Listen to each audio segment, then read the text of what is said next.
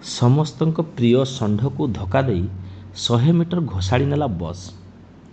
ମୟୂରଭଞ୍ଜ ଜିଲ୍ଲା ମୋରଡ଼ା ଥାନା ଅନ୍ତର୍ଗତ ମୋରଡ଼ା ବଜାର ପାଖରେ ସମସ୍ତଙ୍କ ପ୍ରିୟ ଷଣ୍ଢକୁ ଧକ୍କା ଦେଇ 100 ମିଟର ଘୋଷାଡ଼ି ନେଲା ବସ୍।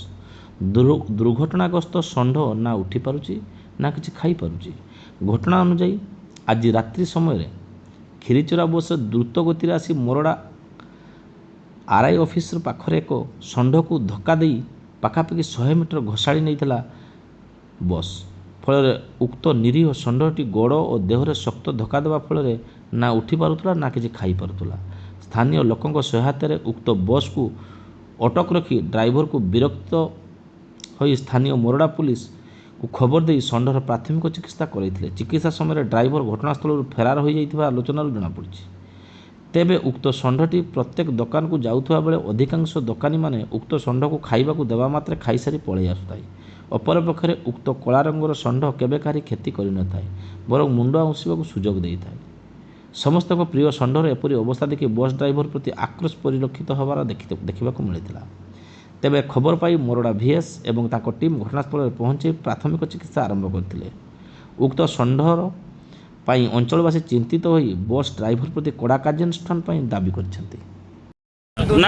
ଷଣ୍ଢକୁ ସିଏ ଆଣି କିଏ ବସ୍ ଡ୍ରାଇଭର ମାନେ ଯୋଉ ଆମର କ୍ଷୀରଚୋରା 100 ମିଟର ଦୂରିଆରୁ ସିଏ ଚୁଗେରେ ଆଣିଛି। ମଝି ରାସ୍ତାରେ ଗାଡ଼ି ଥିଲା। ହଁ, ମଝି ରାସ୍ତାରେ ଗାଡ଼ି ଥିଲା। ଏବଂ ଯୋଉ ହର୍ନଟା ମାରଲା, କେତେ ସ୍ପିଡ ଥିଲା ଗାଡ଼ି? ଗାଡ଼ି ମ୍ୟାକ୍ସିମମ୍ ଥିବ 70-80 ଥିବ। ଗାଁ ଗହଳି ରାସ୍ତାରେ 70-80 ସ୍ପିଡ ମାନେ ଚାଲିବା ଉଚିତ କି? ସେଟା ତ ଉଚିତ ନୁହେଁ ଆଜ୍ଞା। ଦେଖନ୍ତୁ, ନିରୀହ ଜୀବ ଗୋଟେ ଆଜି କଷ୍ଟ ପାଉଛି। ନିରୀହ ଜୀବ ଗୋଟେ କଷ୍ଟ ପାଇଲା। ବର୍ତ୍ତମାନ ମୋର କହିବା କଥା ଯେ ଦେଖନ୍ତୁ, ମାନେ ପ୍ରଶାସନ ବି କିଛି ୟା ପାଇଁ ଅଛନ୍ତି, ମାନେ ନାହାନ୍ତି। ମାନେ ଦେଖନ୍ତୁ, ୟାର ଅବସ୍ଥା ଦେଖନ୍ତୁ ଆପଣ, ତାପରେ ପ୍ରଶାସନ ବିଚାର କରିବେ।